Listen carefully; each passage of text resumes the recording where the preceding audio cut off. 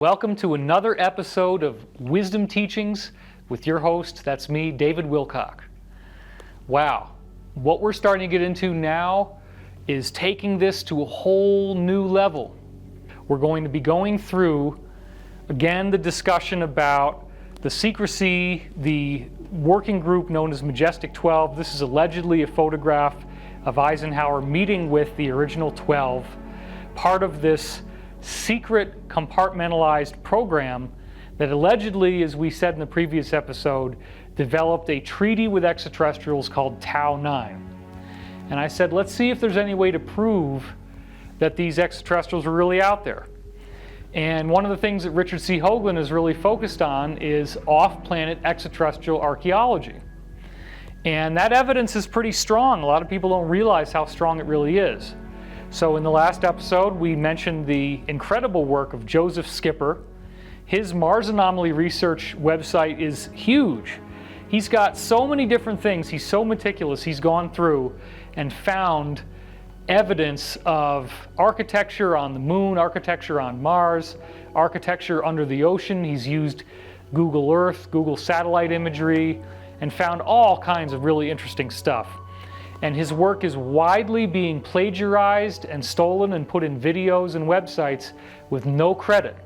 So I'm trying to set the record straight and give him the credit that he deserves, because it's just a pirate's community out there right now, unfortunately. So anyway, his report number 67 describes what may be towers on the moon photographed by the Clementine satellite in 1994.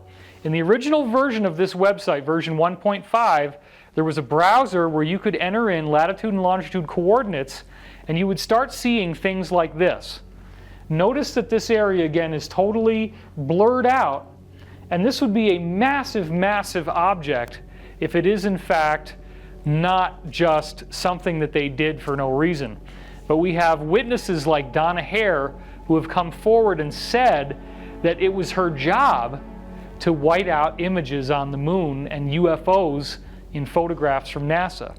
We have other witnesses in the Disclosure Project who said that they saw photographs of what actually was on the moon. We have Maurice Chatelain, who wrote the book Our Ancestors Came from Outer Space, and in 1995 he came forward and said that he was shown photographs of architecture on the moon. We have multiple sources of verification. So this may be gigantic buildings that we see on the moon. We see this area blurred out here, very large area. Why would they need to do that? And importantly, NASA came back, and in version 2.0, they made it so you couldn't see these images anymore. The whole story was altered. So these coordinates and where these images are located is no longer available. This one looks like a very large area that was all blurred out for some deliberate purpose. We also see this. This is one of the most compelling ones of all. As I said, this could be like a dome covering over a large, large area. This is multiple square miles we're talking about here, because 1 pixel equals 1 kilometer. So very, very substantial sized object, if that's what it is, where people could be living and breathing an atmosphere under a crystal dome, allowing sunlight to come through. You can see outer space at night, and you can live in there and walk around, have buildings and everything just fine. Then we go up to report number 68, and in 68 we have even more examples of what look like towers here. Let's see those two guys back to back now.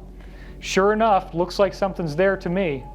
And then we see this image where we got this guy here, this one here, and then this one over here, and a little blurring there too, as well as this whole area that looks like it was just abruptly dropped into place. Very strange. So here's that first area on the left up close. We see two distinctive features here all blurred out. Then we have this area over on the right, a very distinctive feature, looks very much like a dome, yet again. And remember now, this could be housing. There could be levels like terraces that people live in, and they can all be inside that dome. That's another possibility what that is. Look at the edge here. Look at how sharp it is. And then even the contrast enhanced version, you see a whole series of craters in a straight line along here, and he's pointing out that there's also geometric patterns there. Now, Richard C. Hoagland has brought our attention to frames that were taken on the Apollo 10 mission.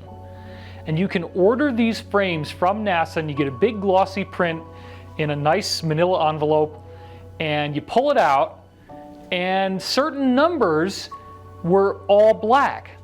And this raised Richard Hoagland's attention. He thought maybe there was something being hidden, and he found that by asking for more copies of frame 4822, which is supposed to all be the same picture, that in fact the newer copies showed something the older ones did not, and it's this guy right here. This is incredible.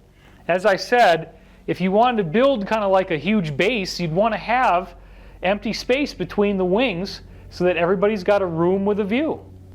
And then you got angles here, right angle turns, you got a straight line, lots of straight lines and right angle turns, very clearly seeming to indicate an intelligently designed and built structure. This should have been a smoking gun, especially because Hoagland's colleague Alex Cook, as I said, asked for multiple frames. They got a total of, I believe, 6 different frames of 4822 showing this architecture on them from varying angles, which could be used to create a stereo view. So you could see the depth of what appears to be a largely glass-built structure. Now, there's a lot of sand on the moon that you could mine and make glass out of, and of course a glass building has the advantage of being able to see everything, and having glass walls makes it a very, very lavish structure. So this could have been like a very, very classy place to live, and it may still be for all we know. We also described this little antenna looking thing that we saw on Mars, as you can see right there. And of course, the face on Mars is where this all started with Richard Hoagland.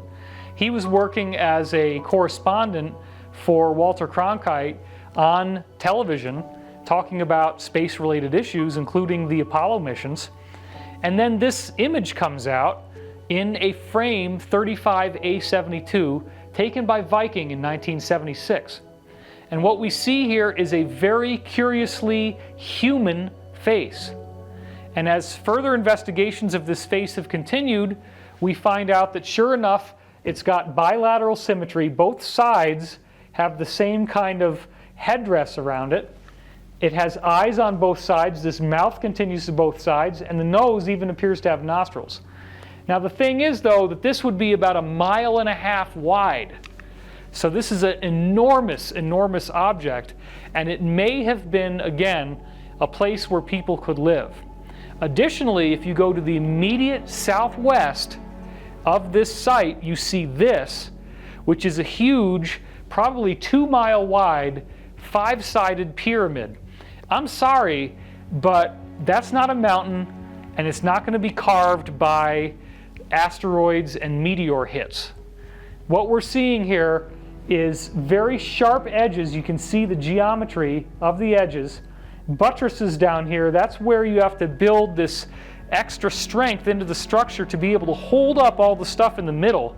If you don't do that, it will collapse. There does appear to be a wound in the ground here, suggesting a missile attack, where the missile went in here and blew up this whole part. This part, it seems to have been blown out, and this may actually be runoff from the melting of this structure that might have been attacked in a war. Also want to point out one other thing here, which is this appears to be a huge courtyard that also remains triangular, so you could walk out from this part of the building and go into this whole huge area where you could gather and congregate. This appears to have been a place that people lived. Hoagland's hypothesis has always been that it's what he calls an arcology, that the outside walls were all crystal, and that there's levels and levels and levels and levels of housing inside, and that people could actually go and see the view. It appears that this area was originally surrounded by ocean, and that this little area was not part of the ocean, obviously, but you could walk out and enjoy the view. Well, then we also talked about the monolith on Phobos, the nearest moon to Mars, and that moon appears to be hollow. That's another very strange thing about it. Its orbital characteristics are strange. It seems to be too close to the planet. It seems to be moving too fast. It has characteristics as if it were all hollow inside, suggesting the whole entire inside of it is a base. And we have had people come forward from various space agencies in Europe to Richard Hoagland, saying that they had unequivocal proof that there were rooms inside Phobos, and they were supposed to go forward with that, but then it all got pulled at the last minute. But they had taken actual sonar readings of the inside of the moon and showed that these rooms inside were actually perfectly rectangular cubicle type rooms. And they had it all sounded out, three-dimensional reconstruction of these cubicle areas inside Phobos. How do you get in? Maybe through this. This appears to be very similar to what Arthur C. Clarke described in 2001, a monolith, and there it is sitting on the surface of Phobos. This area right here, as we said last time, you zoom in up close, you start to see a little bit of it there, casting a shadow. And again, when you look at it up close, it clearly looks like almost like a gravestone or something. This very large shard just poking straight up out of the ground, casting a shadow, does not appear to be any type of natural feature whatsoever. And we have Buzz Aldrin, who goes on C-SPAN, and he openly says that there is a monolith on Phobos. This is on national television. He said this is a monolith. Somebody appears to have built this, and we need to create a mission to Mars to go back there and figure out why is that there, who built it, and what for. Now think about the space agency that, according to Hoagland, and I was talking to Hoagland a lot at this point, they were ready to come forward and they got stopped with these images of the interior of Phobos showing these big square rooms. So very, very interesting information here. What happened? Only, I think it was less than a week after Buzz Aldrin comes on television and makes this announcement, President Obama has a press conference in which he announces an initiative to go to Mars, that he wanted to have this be our next big space priority, and that we would stop off at a moon before we land on the surface of Mars itself to create a stopover point. The correlation between Obama's announcement and what Buzz Aldrin said on C-SPAN was obviously not a coincidence. This was very exciting when it happened, and unfortunately the story hasn't been pursued any further. But this is one of the things that I think is going to break out really quickly when we get disclosure, which may not be that far away. The lies have got to stop. The secrecy has got to stop. We also see other images here on that same moon, Phobos, suggesting other towers that were built on that moon as well. If you like this video and you want to see more amazing content, go ahead and check out the next video on our channel.